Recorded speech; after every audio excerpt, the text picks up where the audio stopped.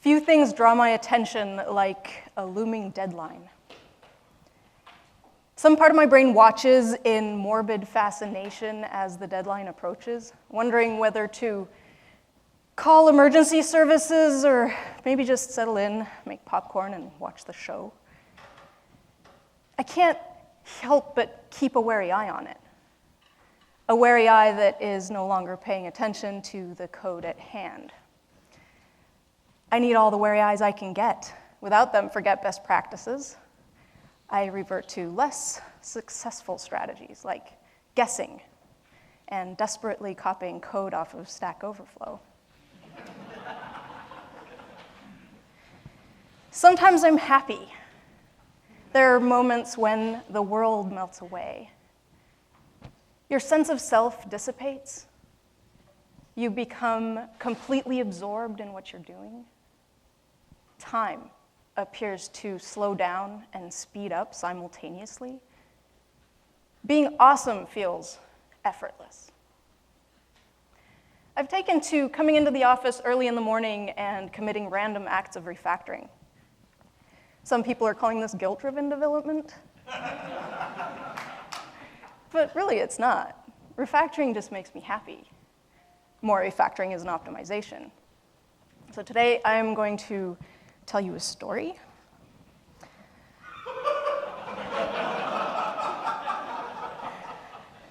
The arrow needs to point the other way because this is a refactoring story.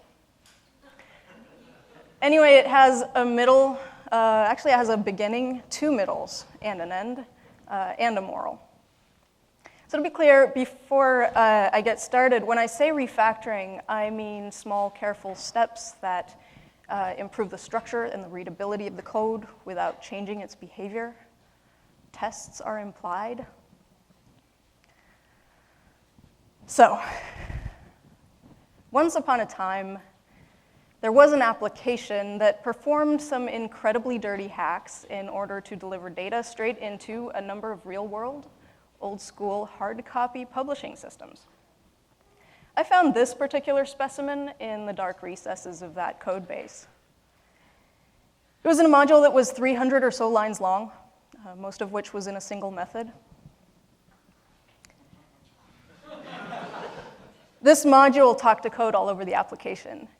It dealt in temporary files, FTP, it shelled out, used exif2 to write metadata into JPEG files, it handled encoding. It had a comment in it that read, "A kitten dies every time this code is run." We had it running on a cron job.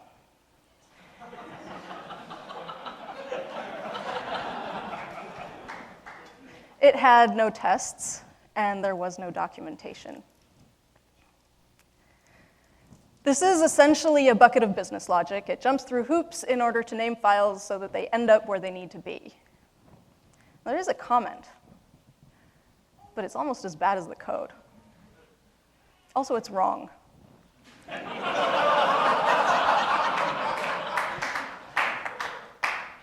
The input to the method is a target, which is the God object in this application. It's an active record model. That class is 500 lines long. The big picture here is that information is being shoved onto a string in order to build up the file name, and there is a bit of code that's not actually shoveling things onto the string. This draws the eye. It appears to be a chunk of something, and it's probably a good candidate for extraction. Now, another striking aspect of the code is that it's littered with a bunch of low-level details. It makes it harder to see what's going on, but amidst all the clutter, there does seem to be things, chunks that could probably be named. So what are we looking at? We've got a very large method.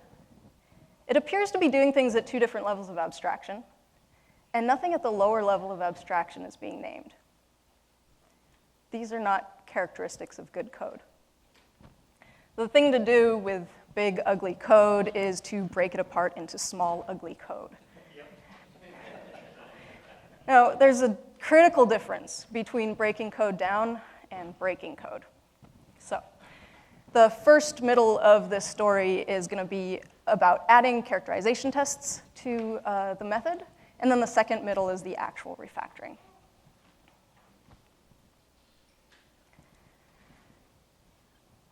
Where do you even begin testing something like this?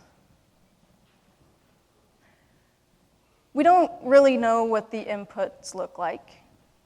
We certainly don't know what the output looks like. We do know that it's in production, and it appears to be working because we haven't had any complaints from the customer about it. The easiest way to discover inputs is to just send something, anything really, into the method and then see what comes back out. We need an assertion to work against, and again, it doesn't matter what that assertion is, it is going to be wrong. The nice thing about being wrong is it tells you what right looks like. So running this fails, obviously, and the error message tells us that we're missing an input. It also points us to the exact spot in the code where this is happening. And what we find on line 6, it comes as no surprise at this point, where the message publish on is being sent to target, and it returns a date. Meanwhile, back in our tests, we know that the stub represents a target, and we are ready to start fleshing out those inputs. And the one we need right now is publish on, which we know is a date. And the failure tells us what our next input is. Digging around in the code reveals that XYZ category prefix is a string. Next up is kind, which is also a string. Personal is Boolean. ID is an integer.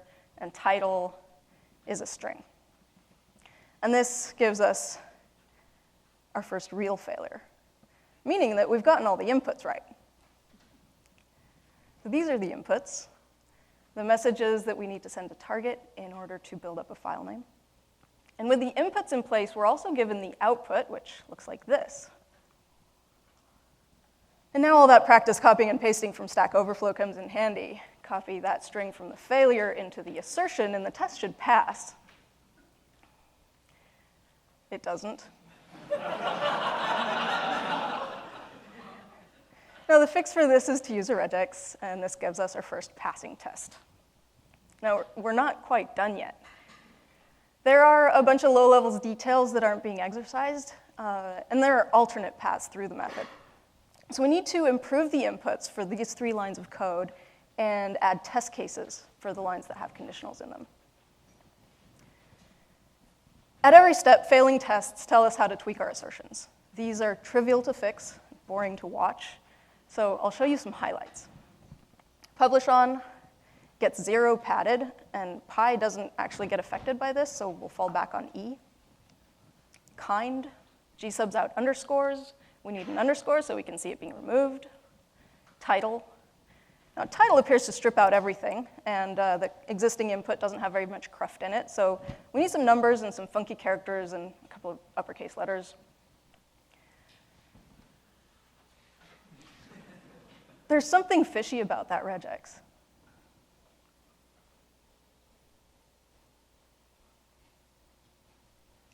What's with the square brackets? I'm too lazy to reason about this. So I'm adding a test case, overriding the stub's input for title, giving it some square brackets, and that proves that brackets get left in place. This is probably not the intended behavior. So this test now serves as documentation until we can clarify this with the customer. The first conditional deals in personalization, and our stub doesn't personalize, so we need a case for the test, a test for the case that actually does. We're informed about yet another input that's missing. It's trivial to supply. And the other conditional on that line of code provides a fallback in case age is nil. And the test for this stubs out the same inputs as the previous one. The final conditional is a ternary statement that is trying to determine where to truncate the title. And our default input for the title is neither long nor short. So by making it longer, we can make sure that it gets truncated. And then the only case left to test for is a title that is too short to get truncated. And at this point, we have protection against regressions. So what have we actually accomplished so far? We took a piece of undocumented, untested code. And with a bit of hand-waving, we got fake assertions to give us the inputs. The inputs gave us the outputs, and the outputs gave us the real assertions. It's almost karmic. Then we had to reason about the code. We inspected every line, made sure that we had inputs that would actually exercise those lines, and then we made sure that every branch of every conditional was called from a test.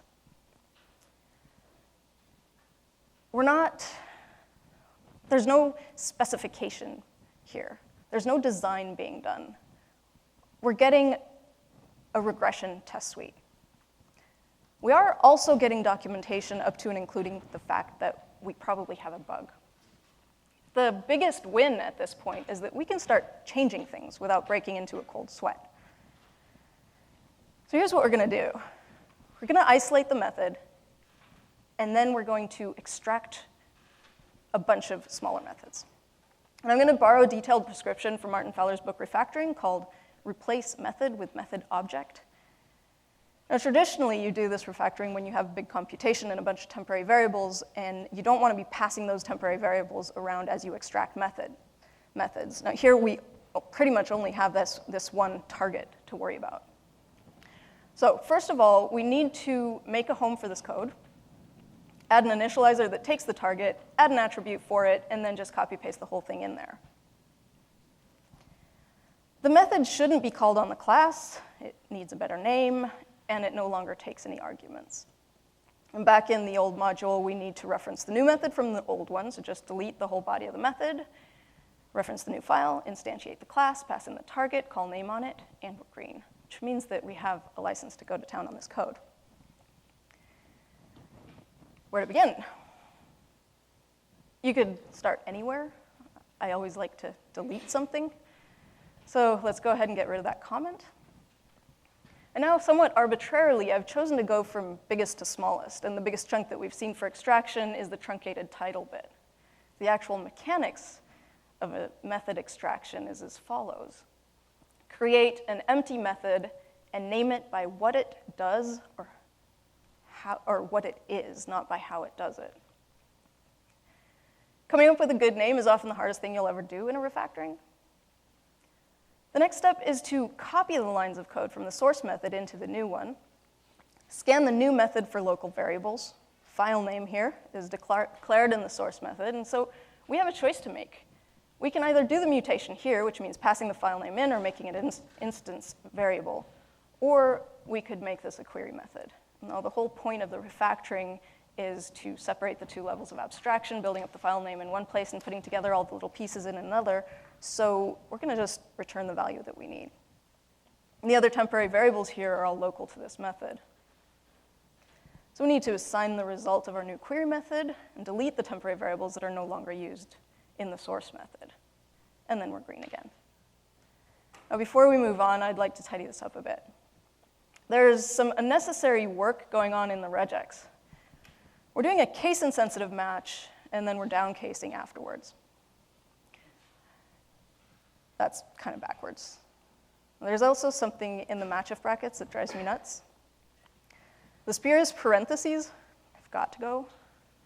Another thing that bugs me is the fact that we have a ternary statement to decide the range for the match-if. So a match-if is not going to raise an exception. If you try to truncate a 4-character string to 9 characters, it'll just return 4 characters. So the ternary statement can go. And since we no longer need truncate to, we don't need to worry about the length of the title, so that can go too. And with those two lines gone, there seems very little point in having a temporary variable, so we can ditch that as well, effectively leaving us with a single line of code in truncated title. The longest line of code is now the hex digest stuff. Now, hex digest is a terrible name in this context. Let's copy stuff in, assign the result, and we're green again. The personalization line is now the longest. Perform a quick extraction, publication day, and XYZ category prefix. Now, inside this class, XYZ is redundant. The fact that it's a prefix is irrelevant. So we can drop the XYZ prefix as well as the prefix suffix, and just call the new method category. And then we've got kind. So this leaves us with a fairly readable method. We could totally leave it at this, but there's still some spurious stuff in here. Take publication day, for instance. Publication day returns a string. So why are we interpolating it? Same goes for category and kind. Now, target ID is an integer, but string interpolation implicitly calls toString on it. And then this next move might seem a little bit subtle until you recognize that kids game 5 differences. So which line of code here is different from all of the other pieces? The first line was the only one that's not being shoveled onto the string. So we can start off with an empty string and then make the first piece just like all the others, up to a point. The extension is also different. If you conceptually separate this into 2 jobs, building up the file name and then slapping the extension on it, we're left with 2 distinct sections. One where everything is smushed together, and another where the pieces are separated by underscores. Now, if we extract the smushed together pieces, then all the remaining pieces are separated by an underscore. And we can now shovel them into an array rather than a string. And this gets rid of a bunch more of the interpolation syntax. Join them in with an underscore. Done. Is it perfect? Of course not. Is it better? Hell yeah. We went from this to this in less than 30 steps. Let me just show you that again. Before, after. Before, after. So first we quarantined the method, then we extracted stuff. Extracting stuff basically boils down to identifying a piece of code that performs a subtask and then giving that code a name. Back when we started out, we identified 3 code smells: a large method, 2 different levels of abstraction, unnamed abstractions, and extracting methods addressed all 3 of those issues. At that point, we still had some ragged edges, though, so we kind of picked through it and removed pointless cruft. Now, this concludes the second middle of the refactoring story, and I'm going to end by taking a closer look at pointless cruft. In the field of information design, chart junk refers to visual elements in charts and graphs that add noise. They don't help you understand the data. They often get in the way of comprehension. Give you an idea of what we're talking about. This graph gets just about everything wrong. This is the exact same data presented without chart junk. So code junk is the Ruby equivalent of chart junk.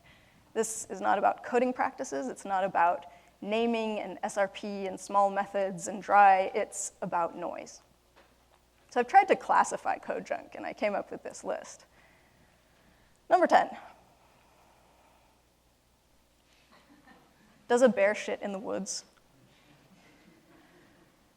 Comments shouldn't echo the implementation. They shouldn't be wrong. They shouldn't be imprecise, and they shouldn't be misspelled. 9. It is my conviction that everyone should make their editor show them trailing white space.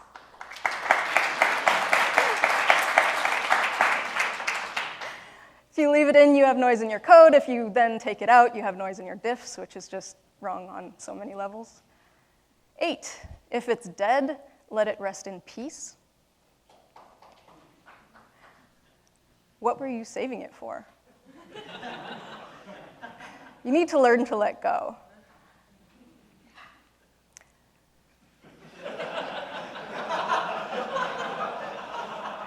Okay, what is this doing in source control? 7.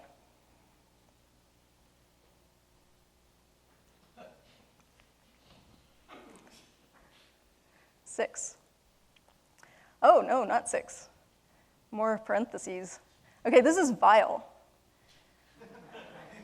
When I see this, I secretly wonder if you wash your hands after you go to the bathroom.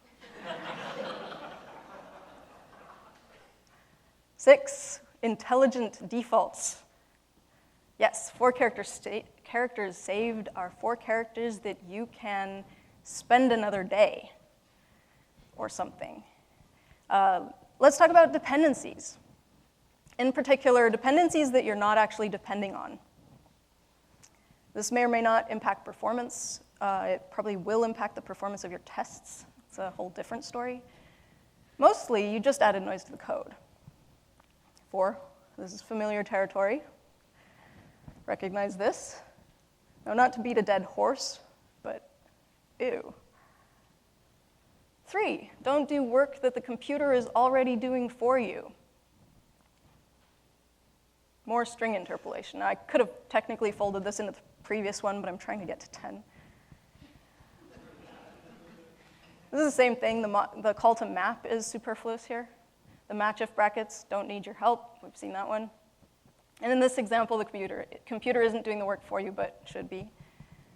2, test suites. They should be curated, maintained, fed, watered, coddled, and minimized.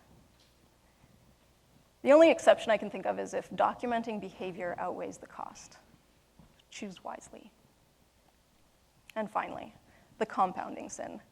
You know the old saying, 1 + 1 = 3 for very large values of 1? This is revolting. In fact, it bears a horrifying resemblance to the code that we started out with today. When people say that software is grown, not built, I'm pretty sure that this is what they're talking about. It's kind of like fungus. So earlier I said about the refactoring that after we extracted methods, we kind of polished up the code a little. I'm going to restate that in light of the previous section. First, we extracted methods, then we eliminated code junk. All right, so that was the ending of the refactoring story. Before I get to the moral, I'd like to mention the whole thing lives on GitHub. It was committed step by step, so if you want to look at any of the mechanics or run the tests or anything, just dig through the commit history, it's all there.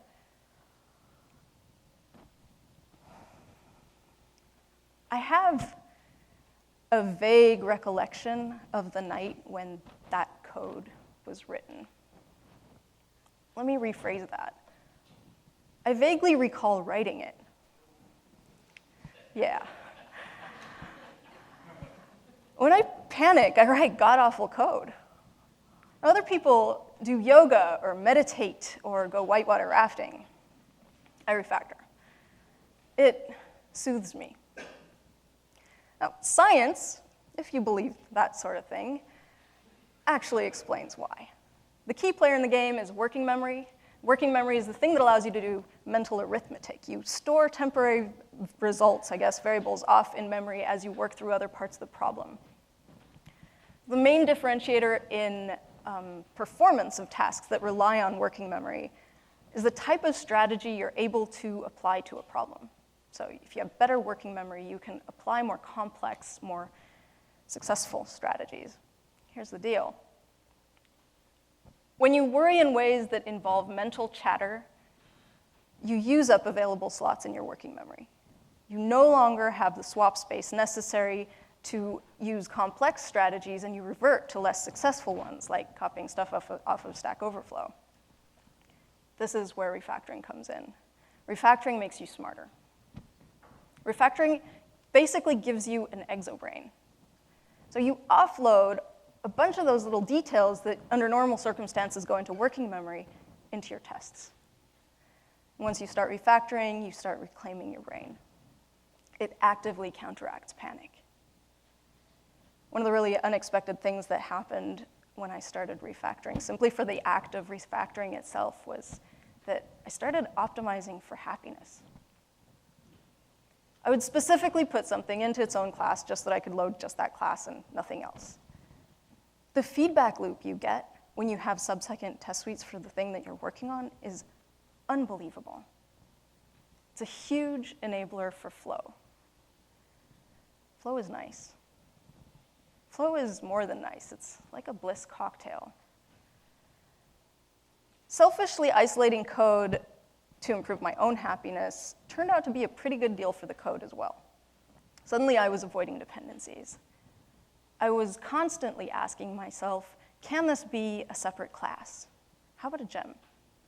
What is the unrelated subproblem here? It made a dramatic difference. So in summary, refactoring makes you smarter by giving you an exobrain. It is preventative and curative with respect to panic. And if you optimize for developer happiness by making your tests really fast, you get loosely coupled code that adheres to the single responsibility principle. Thank you.